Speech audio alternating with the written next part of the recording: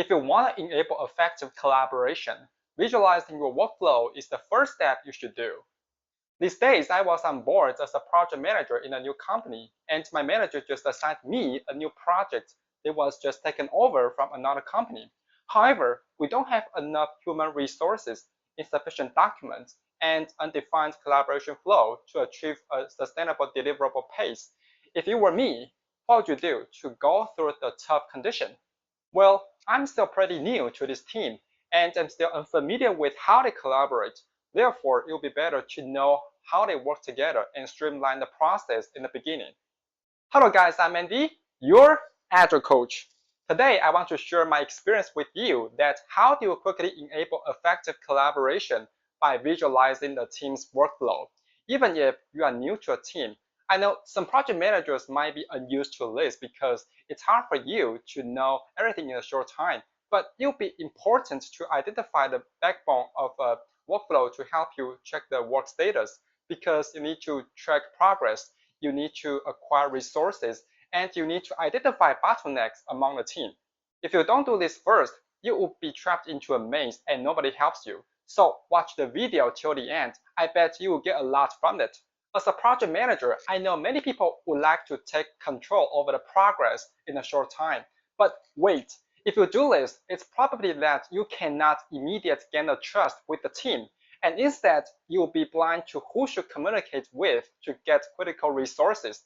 Try to imagine, would you believe some project manager who just comes to your team to help you solve problems right away? I know you already have the answer, right? Furthermore, you should not ignore political problems. For example, do you know how different departments compete resources to achieve their goals? What if your team cannot get necessary resources to get things done? Today, I was just notified that there will be no QA for our project because our QA engineers have been exhausted by other projects. I know many agile coaches will state an ideal world of organizing a cross-functional team to handle all kinds of tasks. However, the real world is not always beautiful. It's likely that you have to encounter political problems to compete necessary resources to get things done. So the core problem becomes how do you identify critical resources? Lastly, most project managers know they should manage the progress but are unable to identify where the bottlenecks come from and improve the overall performance. And that often derives into tough conditions that project managers require individuals to work longer to finish forecasted progress, right? If you suffer from the questions in the beginning, gaining trust with the team, political problems, and identify bottlenecks of a project, it is usually because you don't visualize the workflow to assist you reveal potential risks of collaboration. But how to do that? As a new project manager to a team, I strongly suggest you should not try to change their working pattern right away. I know many people are eager to take control over members' progress, but that will intrigue the team's anxiety to instant change management. Instead, I recommend you should follow their working pattern first and observe how a product backlog flows among team members from initial kickoff to final delivery. In this process, you are going to know how they collaborate with each other to hold meetings, split tasks, assign resources, develop features, deploy, and deliver to customers. And then you can draft flowcharts to visualize their workflow, or even identify some key stakeholders that could influence the overall performance, no matter good or bad. For example, my first task is to construct the basic workflow of the team. So I started asking the customer specialist for online issues because I found they are always the front line that faces customers, and they will create the tickets on an issue system. Therefore, I will try to work with them to clarify the problem spaces and put them into our to-do list. At this stage, you might see the drafted workflow. Well, I still have no idea what does the overview look like. So I need to use a small issue to test and observe the stages it flows through, as well as the person in charge. Initially, I will analyze the issue myself first, assign it to some engineer, and see how the issue is resolved.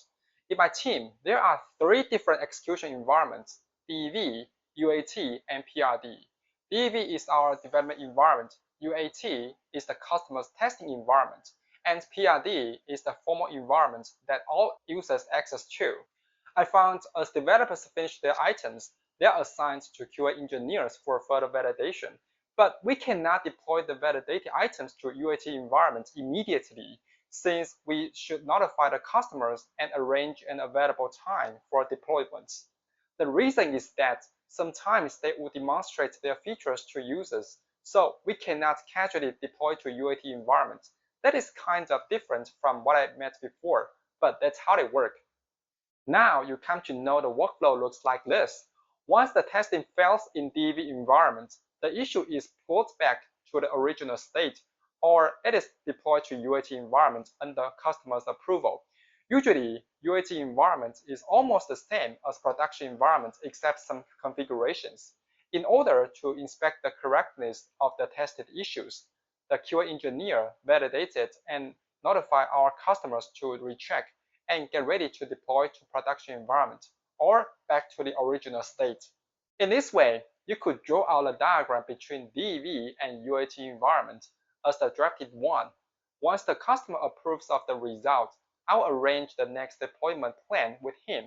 The PRD environment represents where real users live, so the customer will arrange an available time to disconnect pull requests, lest them should impact the deployment. But does that mean all the things are done once product environment is deployed? Well, no. I saw the QA engineer will still recheck the released issues in production environment, and they close the issue on the issue system. From this process, I drew out the final workflow diagram like this. See, is it simple? And then I held a meeting to align the members with the workflow and make adaptation to their feedback. Basically, it won't change too much. I know most people rely on some online project management tools like Jira, ClickUp, or Asana, and you can define corresponding ticket statuses based on the workflow. For example, I defined several ticket statuses to help members know which status an issue is in, and configure them in Jira board with statuses transitions and columns. So members are able to see them on the Jira board. Once you profile the workflow, you could start thinking about how to enforce the agile mentality to improve the transparency, inspection, and adaptation. In my current position, although I'm a project manager, I still coach members to apply the Scrum framework and Kanban method according to the team's development goals. If you want to know how to manage projects in a scientific manner, work less, and do more, I strongly suggest you could watch the 3 videos. Okay, I've introduced you how to visualize a team's workflow with my personal experience. It's pragmatic and intrigue less resistance as you got into a new team or an organization. So let's recap the overall steps of doing this. First up, follow the existing working pattern. Don't try to change their way of collaboration when you get into a new environment. And then, use some simple issues to observe the flow of items. You will be drafting the workflow along the journey of them. Finally, show your work with the team and seek alignment and improvement from the team. There are 3 primary advantages as you visualize the workflow. For one thing, it boosts the clarity and assured understanding. Visualization provides a clear and easily understandable representation of the workflow. Team members can quickly get the sequence of tasks, dependencies, and how different elements fit together. This clarity reduces ambiguity and minimizes misunderstandings about projects or task progresses. For another, it improves communication quality. Visual representations of the workflow serve as a common language for team members. They facilitate more effective communication by providing a visual reference that everyone can refer to. Team discussions become more precise and focused, leading to better collaboration and problem solving. For the other, it enhances efficiency and productivity.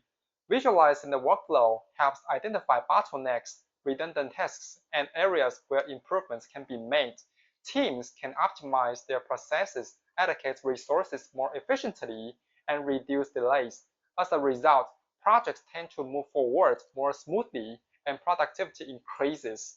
I hope today's contents could help you open another door to boosting team productivity. And I know there must be many audience wondering how to enable effective collaboration, not just with transparent workflow, but other methods.